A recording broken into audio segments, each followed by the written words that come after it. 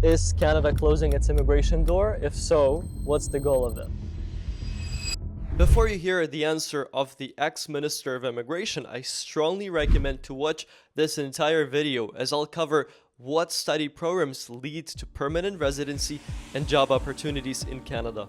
As an education influencer, it's my job to turn complicated government information into simple strategies you can use to make your new chapter successful. If you like this approach, make sure to like this video and subscribe.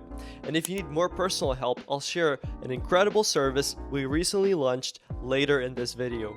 So what was Minister Fraser's answer, and how can it help you make the right decision? Is Canada closing its immigration door? If so, what's the goal of it? No. If you're not Indigenous in this country, your family came from somewhere else. Mine came about 250 years ago.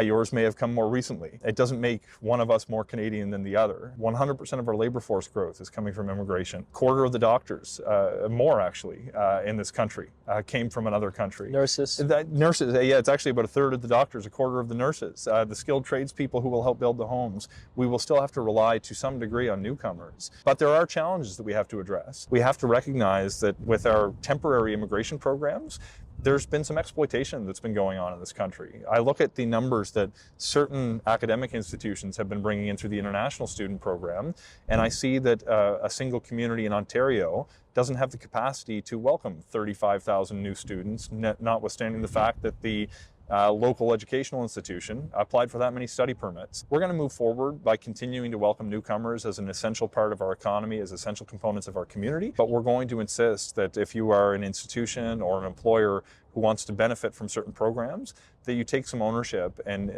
make good on your responsibilities to support people who are coming, including by assuring they have housing options. The minister was referring to the international student cap that did one big thing: set a ceiling for how many students the country will take in every year. But guess who is exempt from this limit? Master's and PhD students that do not require a provincial attestation letter. So the first takeaway is master's programs open a window of opportunities, and not only because they're exempt from the student cap, but because now 1-year masters will give you a 3-year PGWP and allow you to bring your spouse on an open work permit. So on one hand, yes, a master's program is more expensive, but at the same time, your wife or husband can come to Canada with you to work and pay for the living expenses. Plus, you'll be much stronger together with your spouse in Canada. What about college diplomas though? Is this a still good option for international students? They are cheaper and easier to get into than a master's or PhD program. However, they fall within the student cap, meaning you will need a provincial attestation letter. Another downside is you cannot bring your spouse on an open work permit. But if you're single or ready for some time apart, this option can work for you, and you even may be able to get permanent residency with it. But it's extremely important you choose what to study wisely and align it with the job market and permanent residency opportunities in the future. I don't have a crystal ball, so I can't tell you what will happen in the next couple of years, but if the timeline is today, these are the most in-demand industries in Canada: healthcare, construction, STEM, and childcare. And don't take my word for it, instead take a look at the government website of Ontario. They will prioritize skilled trades, healthcare, STEM, hospitality, and childcare in issuing provincial attestation letters. This is the reason why I would recommend looking into programs like nursing, pharmacy, dentistry, childcare, architecture, carpentry, electrical engineering, construction management, and software development. But there is a big problem. The student visa refusal rate is 40%, and part of it is because a visa officer doesn't see an alignment between your past education or work experience with the program of choice. This is why you need to be careful choosing what and where to study. If you would like our assistance, check out Successful Admission, a service that's made for people like you who are not 100% sure and want guidance to avoid mistakes with, first of all, the choice, and second, the admission process.